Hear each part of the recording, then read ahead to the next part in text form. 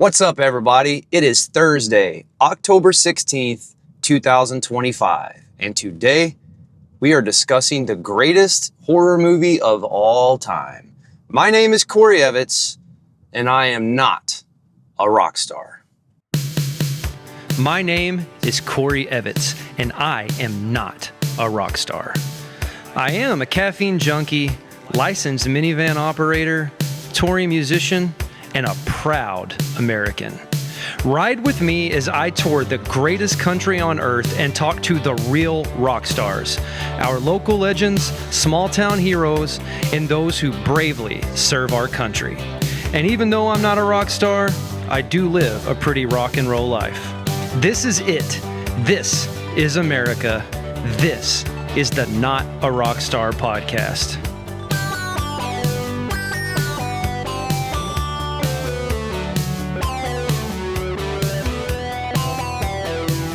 All right, everybody, welcome back to Not a Rock Star with Corey Evans. I am your host, Dr. Sam Loomis, and we have a great discussion lined up today. I am joined by Sam Blalock, and we are going to be talking about the greatest horror movie, the greatest movie of all time, John Carpenter's Halloween from 1978. So before we dig in, let me tell you guys where I am going to be playing this week. Tonight, I will be at Bookie's Tavern in Tuscola, Illinois from 7 p.m. to 10 p.m. And tomorrow, I will be playing at the Chester, Illinois Fall Festival from 7 to 11. So if you're anywhere close, make sure you guys come out. We're going to have a good time. And speaking of fall, we are now right in the thick of it. And so we're going to be discussing the greatest movie ever, Halloween. I think we've angered Michael Myers, so he has fallen forward. But we're going to be talking about his movie today. Yeah, there you go. And I'm joined by fellow musician, Mr. Sam Blalock. So, Sam, I'm going to let you introduce yourself to the people real quick and talk about the bands that you play in, the projects you are involved in. Sure. Name's Sam. I play, have been playing guitar for 16 years. I play in 3 local bands, Little by Little, an original indie soul band. I play in a cover band called Diverge, and also play in an original old school hard rock blues band called Black Patch Revival. And Sam and I know each other because Sam works at Allen Music, which is the best music store around. Oh, yeah. And if you guys haven't already, go back to season 1 and watch our episode with Brandon Allen, the owner of Allen Music. But we met that way, and I do not remember how we got into the movie Halloween. But something got brought up one day in discussion, and I found out that this dude loves the movie Halloween as much as me. So we're going to be sharing kind of our personal anecdotes and experiences with the film and just talk about the film in general today. So let's go back to the very beginning. And again, we're talking about the original Halloween. I believe there are now 3 movies called Halloween, and they're all about Michael Myers. There is the original from 1978. There is a version made by Rob Zombie that came out in 2007. Oh, yeah. And then there is the David Gordon Green Halloween, which came out in 2018. It was the 40-year anniversary version, where they kind of rebooted the franchise. But we're talking about the original. Oh, yeah. Classic. So, Sam, what is your first experience with the movie? How old were you when you first saw it? And just kind of chat me up on how you got introduced to the film. So I think I started getting into horror movies probably by the age of 6 or 7. And I started out around Halloween. They would do marathons of movies, and I would see the old Universal horror movies, so the black and white. You see the Wolfman, Creature from the Black Lagoon, and all that stuff, and that's where I started to get my first little taste. And one day in October, I saw a clip of a movie, and I was like, okay, this one's a little different. And I had caught it kind of in the middle, and I found out after watching it and being absolutely terrified and paranoid that it was this movie called Halloween.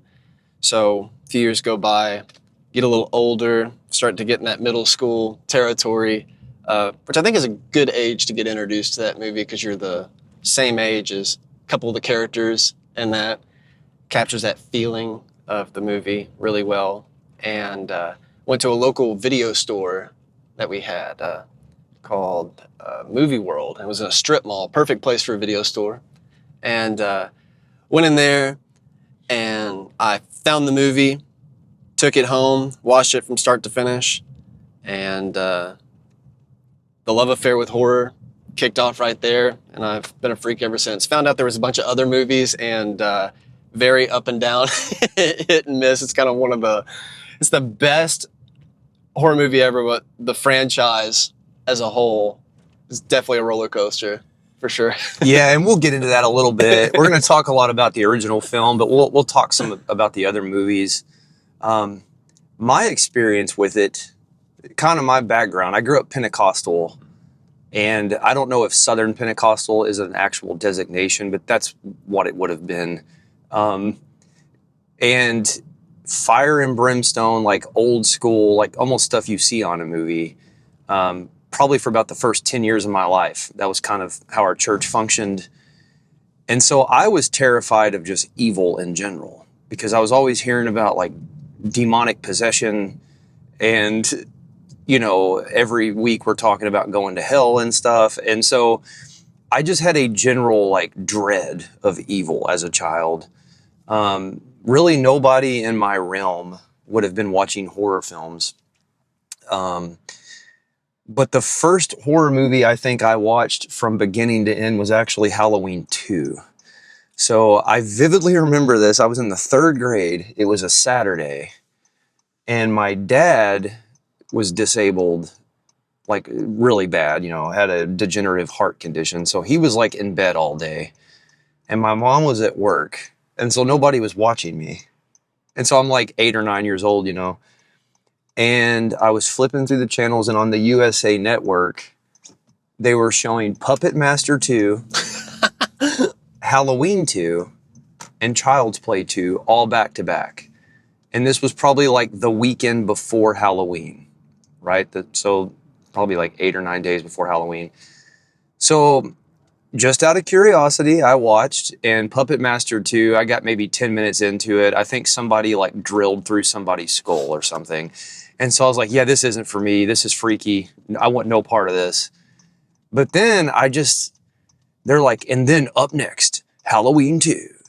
And they had the song Don't Fear the Reaper going in like the little commercial for Halloween 2, which at the time I didn't know what that song was either. But I was like, whoa, this song is mesmerizing. And they're like showing clips from the movie. And so I'm like, okay, what time's that coming on? Like noon? I'll change the channel back. I got to see what this is all about. And it was like the classic, like when you're on the interstate and you see the car wreck and you can't look away. Or when you're watching National Geographic and you see the lions like tearing into the zebra and you can't look away. You know, it's something that's like terrible and awful, but you still just have to like stare at it. It was that. I watched the whole thing from beginning to end.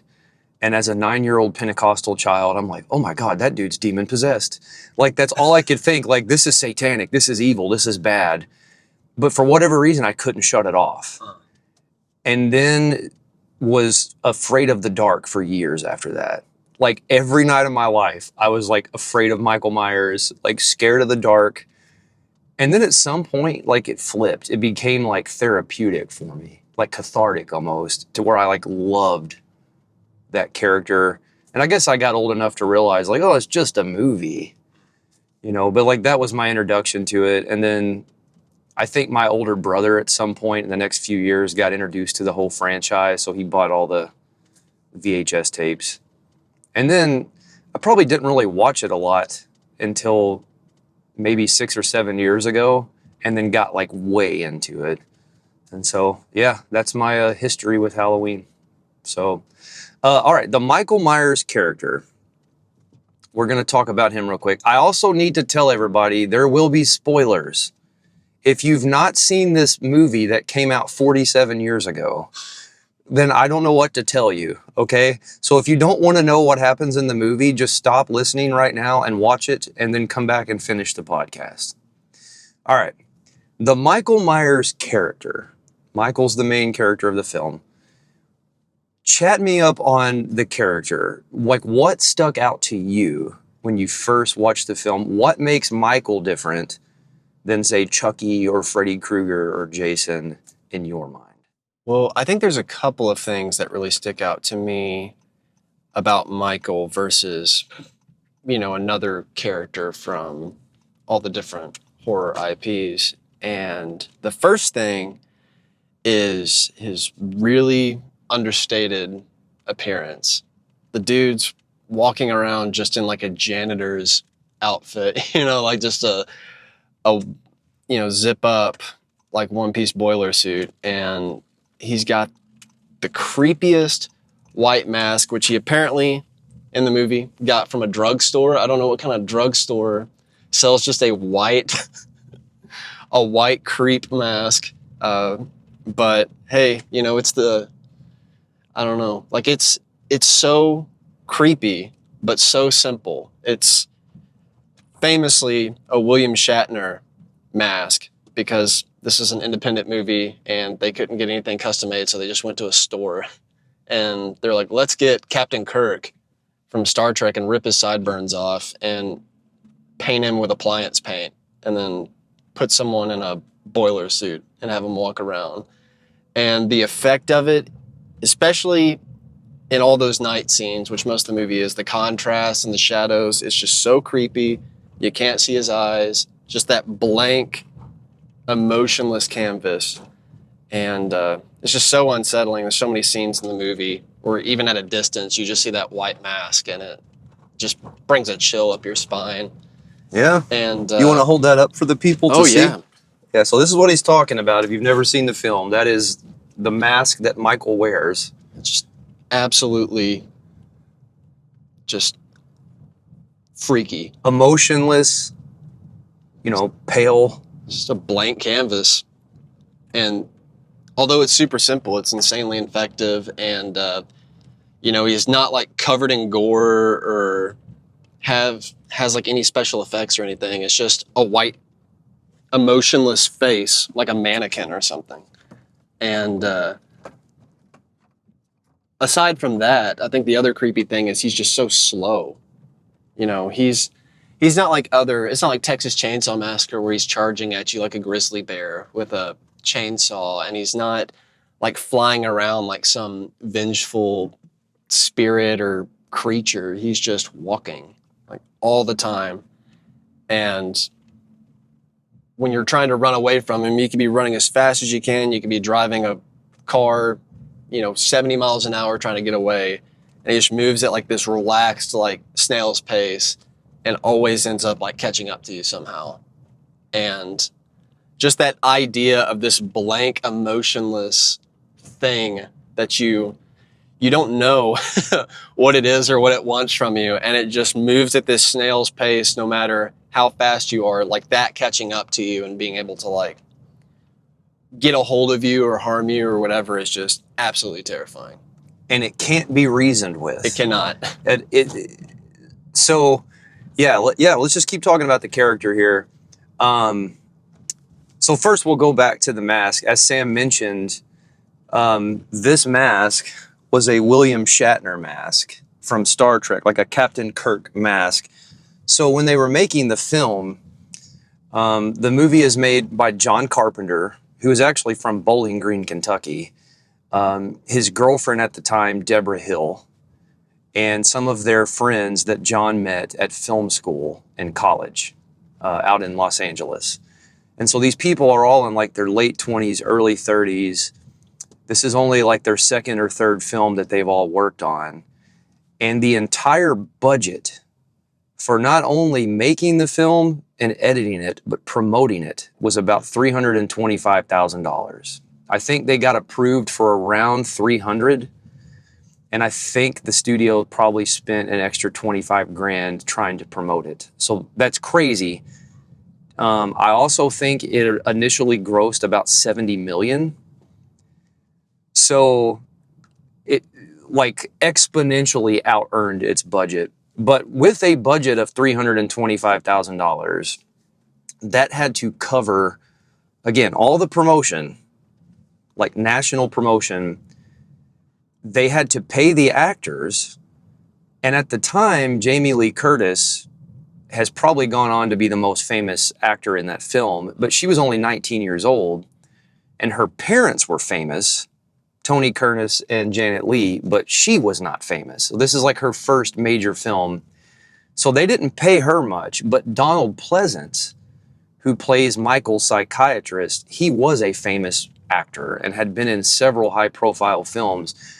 So between paying Donald Pleasance whatever they agreed to pay him, and I don't remember the amount, but maybe it was like $20,000 or something, and renting all the cameras they had to have to make the film, that's where basically the entire budget went. I think they gave Jamie Lee Curtis $100 to buy all of the clothes she was supposed to wear in the film. And so when it came time to figure out what the actual killer was going to look like, they didn't even have a plan for that. But they had no expendable, money. So they had narrowed it down to 3 options. They were either going to have Michael be a clown, so he was going to wear a clown mask. They were going to have him wear a Richard Nixon mask. Or option 3 was just like come up with some type of nameless, faceless, ghoul-looking thing. So I guess they sent one of the prop guys out looking for masks, and he found a Captain Kirk Star Trek mask. And so they just cut the eye holes a little bigger and spray painted the thing solid white to take all of the expression off, and then dyed the hair a little darker. So this like famously iconic thing that anyone who's into movies now, it's like instantly recognizable, basically only came to be because they had no money. And it was just dumb luck. Yeah. So that's crazy. But yeah, everything you were saying about the Michael character, I want to echo. That's exactly what stood out to me, is like, it almost seems like the personification of evil, just slow and prodding and unfazed.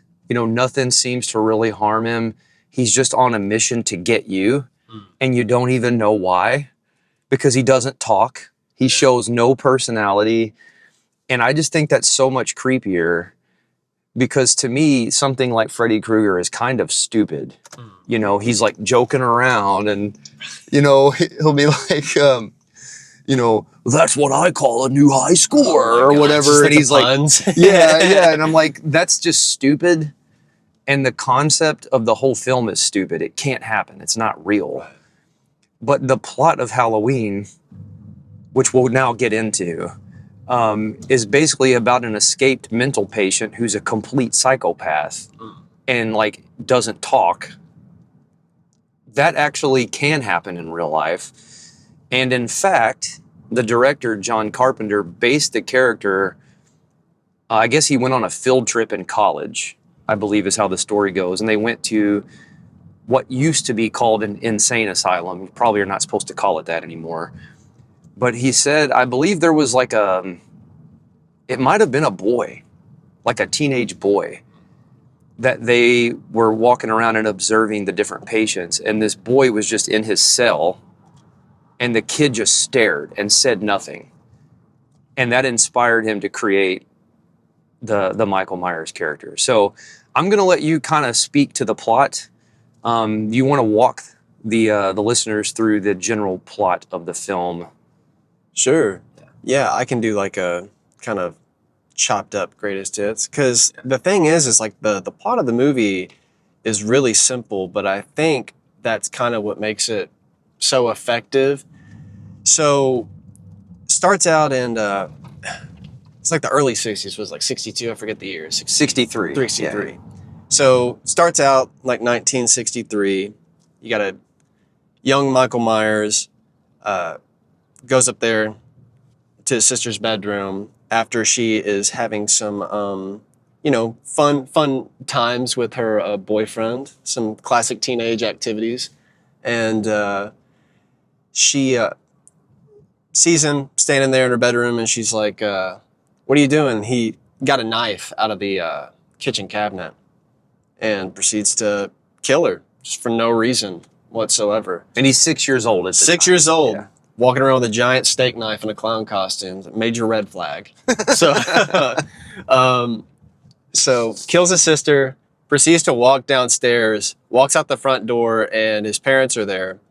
They're like, what are you doing? And that's when they find out.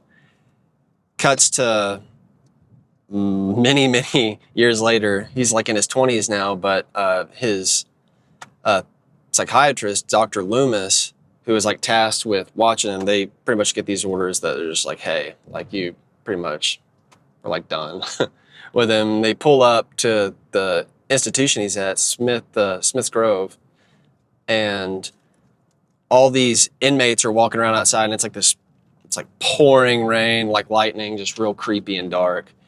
And all these inmates are all over the place. They find out Michael escaped. He jumps out on top of the car and ends up stealing the vehicle from them after a bunch of just really suspenseful moments, leaves him high and dry, and starts heading back home to Haddonfield, where all those crimes happened. And there's a great discussion at that moment. Oh, yeah. So they're supposed to be transporting him on his 21st birthday, or essentially, or he just turned 21. And so they had court orders when he turns 21 to put him in a different institution. And so Dr. Loomis, his psychiatrist, is talking to the nurse as they're driving to the sanitarium. And Dr. Loomis keeps telling her, like, hey, don't take this guy for granted. I'm telling you, he's pure evil. He hasn't spoken a word in like 8 years. But I'm telling you, he knows exactly what he's doing. Do not take him for granted. Don't let him fool you. And he keeps referring to Michael as it. And so the nurse says, don't you think we could call it him? And he says something to the effect of like, sure, just wait till you meet him, you know? And then they also bring some type of drugs that he plans to administer the moment they see Michael to basically knock him out, because he just doesn't want to leave any room for Michael to snap back into murder mode. And then, yeah, when they show up, for some reason, somebody had unlocked the gate to like the rec area, and all the inmates are walking around. And she definitely meets him. Yeah, for sure. She meets Michael, yeah. And so he violently pulls her out of the car and steals the official state vehicle.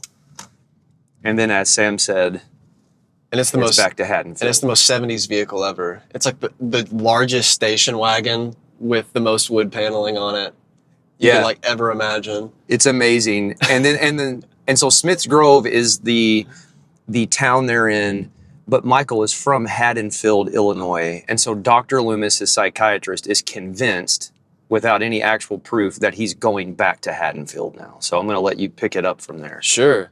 So convinced that he's going back home to where those crimes happen, because based on Michael's violent nature, he's immediately like, well, it's kind of a no-brainer that he's probably going to go back home to his house that he hasn't been to since that night, and he's probably going to try to hurt people again. So we cut from that revelation to the main character, Laurie Strode, played by very young Jamie Lee Curtis, as we said, her first official movie role, I think, screen debut. And she's dropping off some keys at this house that happens to be Michael Myers' old, decrepit now home on the way to school. And she runs into Tommy, who is this younger kid that she babysits, because it's the 70s and you're in high school and that's how you get money, is you babysit kids. And she drops those keys off, and Tommy, being a young, like, middle school kid, all superstitious, because the Myers house is this fallen in old, it's the creepy house in the neighborhood now, especially after the murder happened there in the 60s. Everyone's been talking about it. And basically been abandoned since. Yeah. Yeah. And she drops those keys off, And when she walks away, it shows Michael's actually in there. And I think that's kind of my creepy realization with this movie, the original one, assuming that nothing else has happened, is that she is the first person that he sees like come up to the house since that night. Happens to be a girl about the same age as his sister. So naturally he's just like, well, interested in her. So he proceeds. The rest of the movie, some creepy things ensue. Some of my favorite parts of the whole film are the lead up until like nightfall happens. Yeah, he like stalks her throughout the entire day, stalks her friend group. And we find out pretty early on, Lori's dad is a realtor. And because Michael's childhood home has been abandoned since a few years after he murdered his sister, his parents, I guess, just couldn't handle it, had to get out. The whole town has developed this crazy legend. It's the haunted house. Nobody wants to buy the house. And so Lori's dad, who's a realtor, I guess took it upon himself to try to sell the home. And there are some potential buyers. So on her way to school, she's like a junior in high school, I think, in the film. He says, hey, drop these keys off at the Myers house. And Michael has already made it back to Haddonfield. He's already hanging out in the house and sees her through the window. And then, yeah, for the rest of the film, basically, is stalking her and her group of friends. And we meet, she has two best friends, Annie, and what's the other girl's name? Linda. Linda, yes. Yeah, Annie and Linda. And so part of what makes this movie so creepy is these girls are just all American, like everyday girl next door type girls. So you're just following them throughout their day. It's Halloween day. So they're talking about like the guys they're going to be hanging out with that night. They're talking about the dance that's the next day. They're talking about like the cheers they're learning and their like biology homework. And it's just such an like, they're just all American, like typical girls. And so you're watching them go through town and do their thing for about the first half hour or so, 45 minutes. But then in the shadows, kind of just lurking around is Michael, and he's just sizing them up.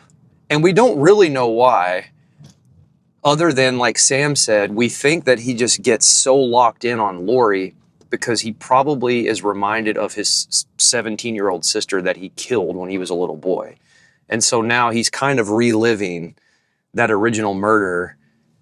And so he's going to stalk Lori. And they have no idea either that like any of this is happening. Like you said, I mean, they're just walking around like it's another day that ends in Y, like life as usual. And they probably know about the events that happen in the house and why it's creepy and stuff. But I mean, they're not thinking that, you know, he's out there like walking around. And if he is, like, what would he want to do, you know, with them? And it's so creepy because it's not like him walking around in, you know, like hospital clothes or something because he just broke out of a hospital. Like there's this, you start seeing like just little snippets of him everywhere, and he's already in the boiler suit, which we find out eventually that he got from a mechanic. Killed a guy on the way to town and stole that to change his clothes and get out of the hospital stuff, and broke into just a random hardware store, or Vincent's drugstore, that's what it's called. And biggest red flag ever, we find out someone broke into Vincent's drugstore and stole a Halloween mask and a couple of knives and some rope. Yeah. As the sheriff, Annie's dad, says, which... Yeah, one of Jamie Lee Curtis, again, her character's name is Lori, but her best friend Annie, her father is the sheriff of Haddonfield, the town. And so at some point, you see them at the hardware store. They realize they had a break-in, I guess in the wee hours of the morning or whatever. And so it's just funny because he's like, oh, it was no big deal. Somebody just stole a few knives and some rope and a mask. And he's like, probably some kids, you know, not thinking it's a psychopathic murderer. Different times. Yeah. You know? but yeah, basically that's kind of the first half of the film is like we're learning about these girls, and there's this crazy juxtaposition from watching them just go through a typical high school day in the 70s. And for me, there's almost an innocence, because when you look back at that time period, obviously no cell phones, but like people didn't really even have microwaves at the time. You know, there were 3 channels on TV. So these girls are just experiencing life like unadulterated, you know, just an innocent version of being a teenager in 1978. But then every now and then you're getting glimpses of this guy, and you don't even get a close camera shot of even the mask until towards the end of the movie. So you're just seeing this like faceless, shadowy thing like stalk them. And then that is also being juxtaposed against the psychiatrist who has figured out what's going on, and he is driven to Haddonfield, and he's driving around all day trying to find Michael. But nobody knows what Michael looks like other than his psychiatrist. So like, and it's Halloween day. So this dude's walking around with a mask on. Nobody thinks anything about it because it's Halloween. So it's just so creepy. Like, we as the viewer, we know what's going on. But the only other character in the film that's convinced that this is happening is his psychiatrist, and nobody believes the psychiatrist. The cops don't believe him. So that's kind of the fun of the film. It's not a gory film. It's not gratuitous. It's very suspenseful. And they do a tremendous job of building this sense of dread, because we know where this is going. It's eventually going to go to a confrontation between Michael and the main character, Laurie. So we won't give away the end of the film, but when they finally come face to face, it is some of the greatest suspense. Like, the payoff is amazing. Would you agree? Oh, it's amazing, man. Like, it's one of those things where, like, just thinking back to the first time I watched it, like, I don't think I breathed for like the last like 15 minutes of the movie. That's when the music score of this, which is legendary in its own right, like, people who haven't even seen the movie, I guarantee, have heard the music from it. It just transcends the film at this point. Once that music starts kicking in, and that last bit of it is just all cylinders firing, just releases all that tension, and it's a total nightmare at the end of it. And it's proves why it's one of the greatest movies of all time. It's amazing, and it's almost Shakespearean. You know, it's like very classic storytelling. The movie is so simple, but yet so profound. But you got the 3 characters. You've got Michael, who we're all terrified of. We watch him kill his sister when he's 6 years old. We realize he's a mute, but he's choosing not to talk. You kind of learn that. You know, a psychiatrist is telling us, like, it's not that he can't talk. This is all an act. You know, he has been in his head waiting for the moment he can escape for 15 years, knowing he's going to go back and try to kill again. So that we're seeing all that. We're seeing Laurie, this all-American girl, and then Dr. Loomis is played by this British actor, Donald Pleasance. And you have to think about this. In 1978, people who were older, like in their 50s and 60s, would have been trained in like the 40s. So these are people who've been trained in old school, like pre-television acting. These are stage actors. So Donald Pleasance, who was in his 50s at the time, he has this very like dramatic Shakespearean way of delivering his lines. So at one point he was like, for 15 years I tried to reach him, you know, and he's like, I realized he was utterly and purely evil. And so there's a culmination where all 3 of them meet at the climax of the film. So Michael's stalking Laurie. Laurie doesn't really know it until about 15 minutes are left in the film. And then there's the classic chase. Laurie's trying to get away from Michael. And then Dr. Loomis eventually realizes where Michael is, comes in, and all 3 of them come face to face. And we're not going to tell you how it ends, but it's such great storytelling. And then the other character that I think really makes it great is the little boy that Laurie is babysitting, that Sam mentioned. His name is Tommy Doyle in the movie. And so at the very beginning of the film, when she drops those keys off at the Myers house, like Sam said, Tommy's freaked out. He's like, you can't go up there. You know, don't you know what happened there? That's the spook house. We don't go there. And she's like, what are you talking about? He goes, terrible things happen there. The little boy actually sees Michael throughout the film and nobody believes him. So he's like, the boogeyman, the boogeyman. And Laurie's like, calm down, there is no boogeyman. He's like, I'm telling you, he's outside. And then, of course, it's the classic thing where she looks outside and he's not there anymore. But that kid is like voicing our like inner mania that we're having because we know what's going on, but the characters don't. But the little boy actually puts it together before anybody else does. And he's utterly freaked out. So, yeah, storytelling's off the chains. Let's go back to the music. What have you heard about the development of the music for the film? So, from what I remember, John Carpenter, oddly enough, not a classically trained musician by any means. He's just a guy that plays and doesn't know how to orchestrate or do anything like that. And the whole score for this movie came about in like a day or two. Like it was very quick. I think I remember the original test screenings of the film didn't have any music and people were just sitting there like bored out of their minds. And they came up to like John, they were just like, dude, you gotta do something about this. This is like a total snore fest because like we said, it's a absolute slow burn of a movie.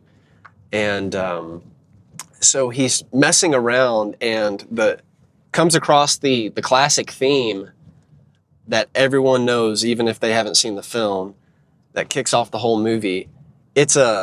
I believe it was an exercise that his dad taught him. Yep. For what time signature was it? It was 5-4 times. Yeah. 1 and 2 and 3 and 4 and 5 and 1 and 2 and 3 and 4. And it's just to think that like this basic exercise, like imagine like, cause you taught music at the shop for a while. I was like, imagine if you just did the chromatic scale and that just became one of the most iconic like music scores of all time for a film.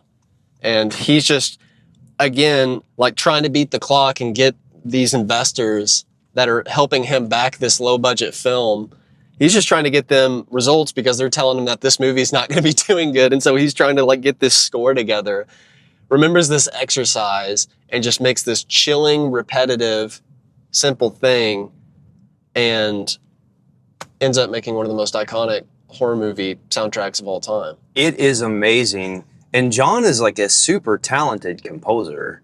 In fact, if you ask me, like, what are my 10 most profound influences in music, he would be in my top 10. It would be like Paul McCartney, you know, Eddie Van Halen, and but John Carpenter. Like, his synthesizer work in his films was a huge influence on my EP that I just released. And in fact, I actually took things from Halloween 2. I ripped like sounds out of some of the chase scenes and stuck them in track number 2 on my EP. So you should definitely check that out. Yeah. But yeah, he knocked the entire soundtrack out in 3 days. And the score, the main theme was 1 day. And just like Sam said, the story goes that they did the original screening of the film, I guess for the executives and probably like a test audience. And I don't know how accurate this is, but this has been something that I've heard so many people say, basically exactly what Sam said. Like, they watch the film and they're like, it's just not that scary. And it needs music or it needs whatever. So John spent 3 days basically going through the entire film, and there's very distinct songs other than the theme. So like every time we see Laurie, there's this piano theme that's very eerie, but somehow it just matches like her innocence and her youth.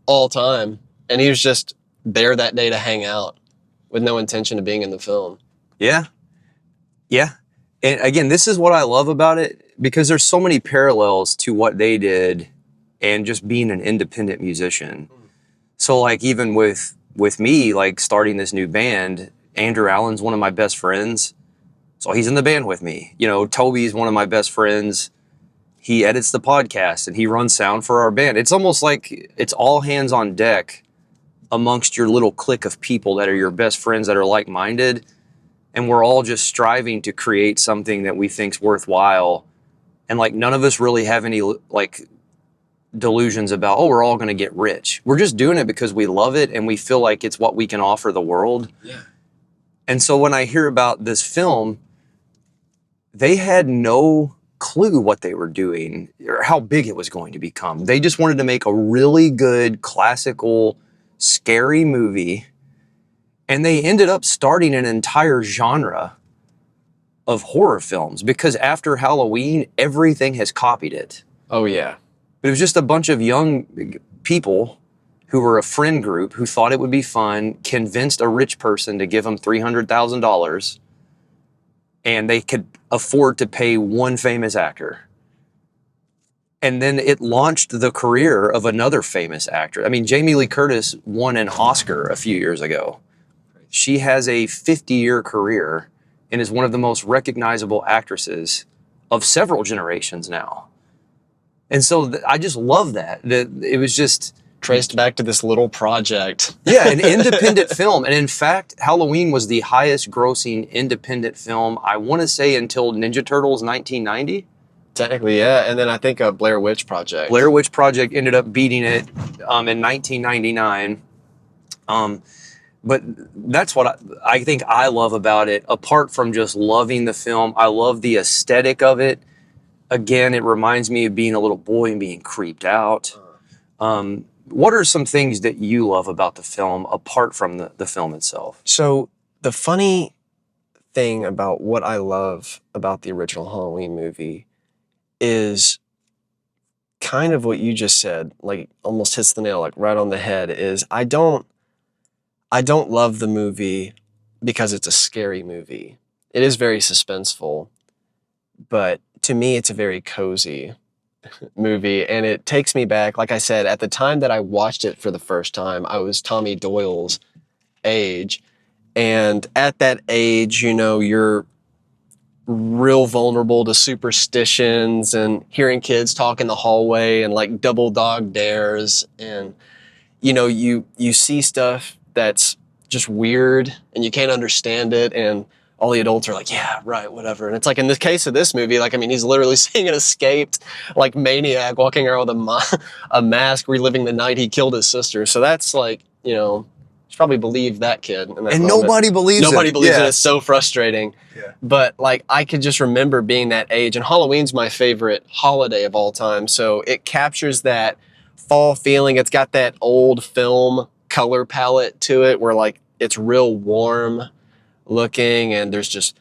cheesy cardboard Halloween decorations everywhere and leaves, which ironically enough, there's leaves everywhere, but they filmed it in like, what was it, like the summer or spring in Pasadena, California. Yeah, I think it was like April or May of 1978. And this whole hands-on deck approach to show you like just how much they were roughing it.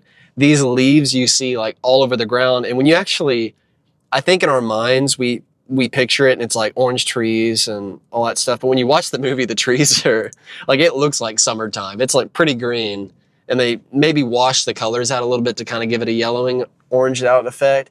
But there's only a few leaves on the ground, and those leaves aren't even real. It's like paper cut out leaves, and they only had like 6 trash bags of these leaves. So they would film a scene like during the daytime on the street and, you know, get the wind catching them. And then as soon as they shut that camera off, like Jamie Lee Curtis and the camera crew, like all the actors and stuff were like running around trying to wrangle these leaves that they were using for the scene and just shove them back into these trash bags and load them up to like the next filming location. And they're trying to make sure they don't catch a palm tree in a shot because they're setting the film in Illinois, like right outside of Chicago, like south of Chicago, and they're in the middle of California, like right outside LA, like an hour outside of it.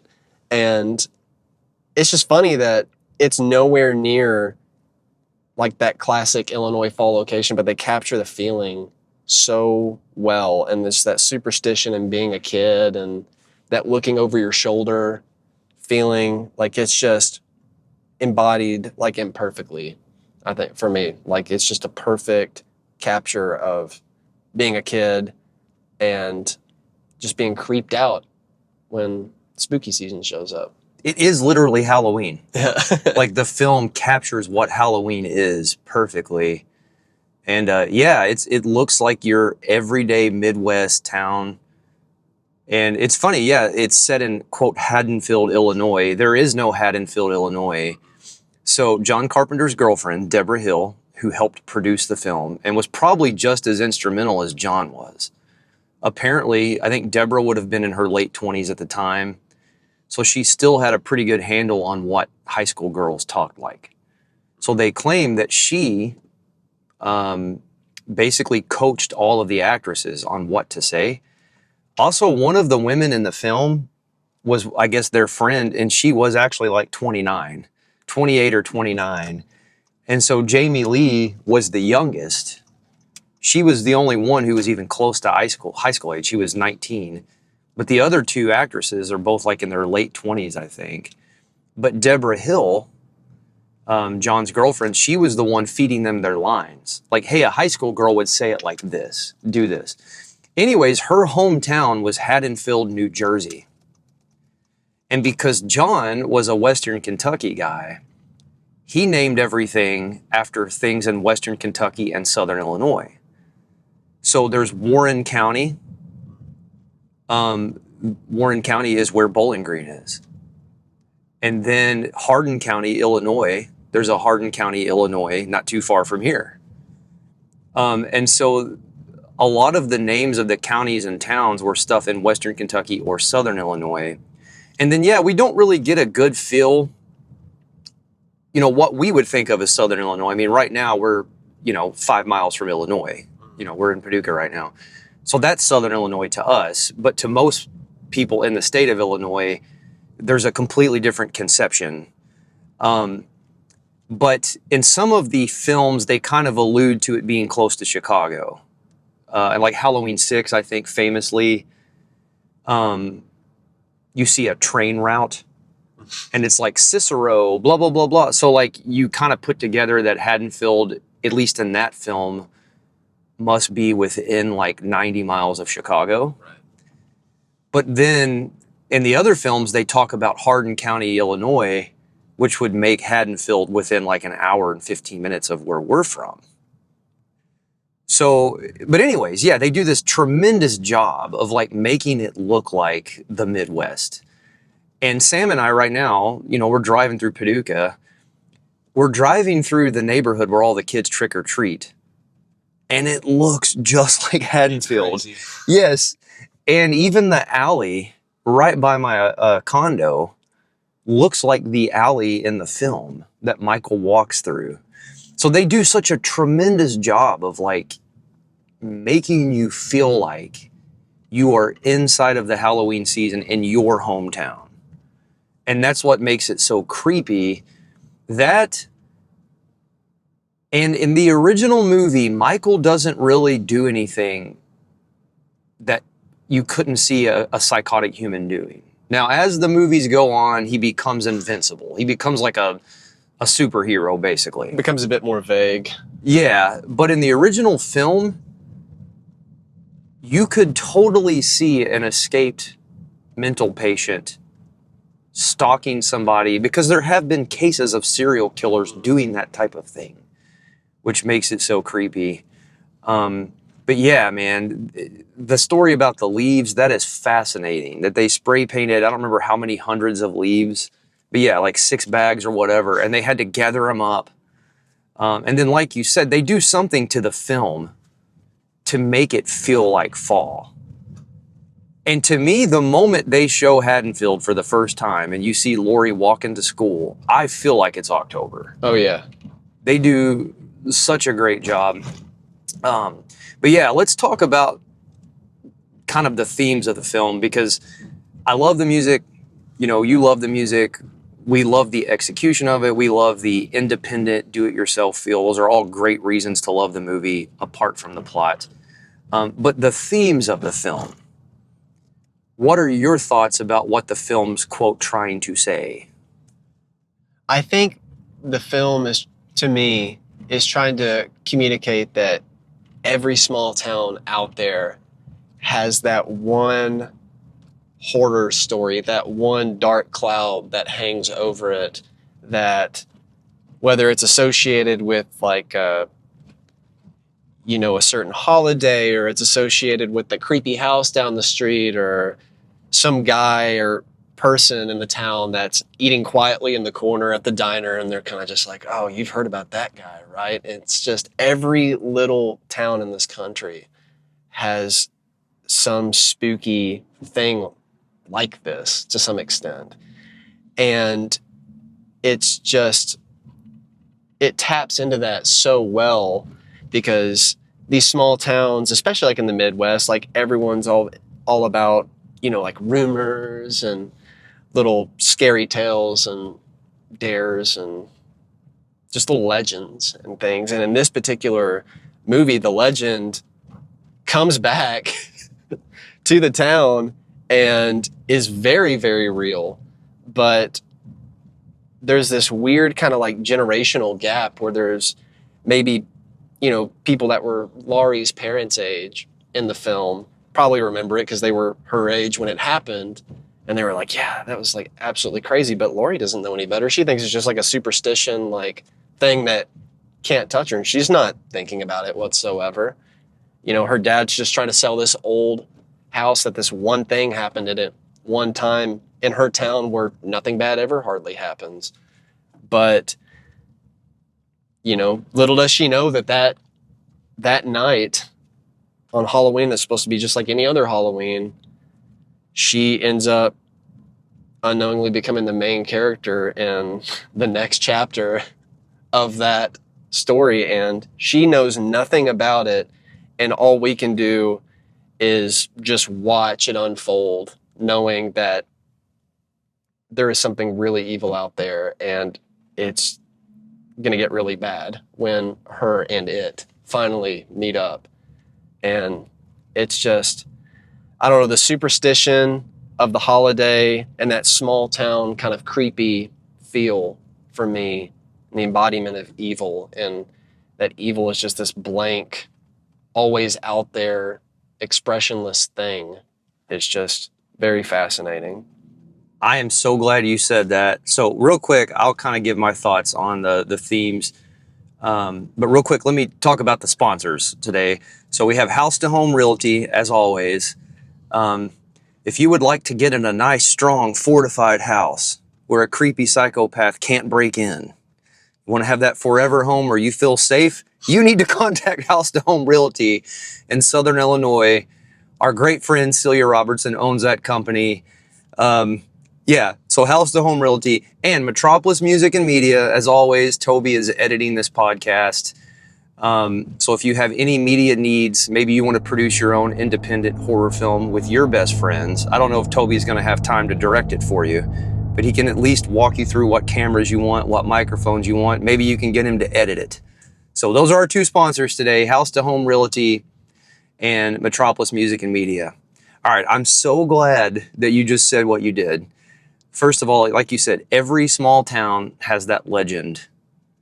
And that was such a poignant way to put it. Like in this case, not only was it real, like that's a real person, but it comes back. The legend comes back. I think that was amazing. And then like you said, evil is this nameless, shapeless, almost void thing. And so that's kind of what I want to talk about, like my perception of the theme. I don't think that John Carpenter and Deborah Hill and Nick Castle and their clique of friends really even had that in the forefront of their minds. I think they were just trying to make a really good, scary movie for not a lot of money. They were clearly inspired by Alfred Hitchcock. So again, these are people that grew up in the 50s and 60s, became adults in the 70s and started making films. So at the time, the master of suspense was Alfred Hitchcock. And clearly Halloween draws from the movie Psycho. In fact, Michael's psychiatrist, his name is Sam Loomis. Dr. Loomis, one of the characters in Psycho is also named Sam Loomis. There's a famous shot where you see the staircase.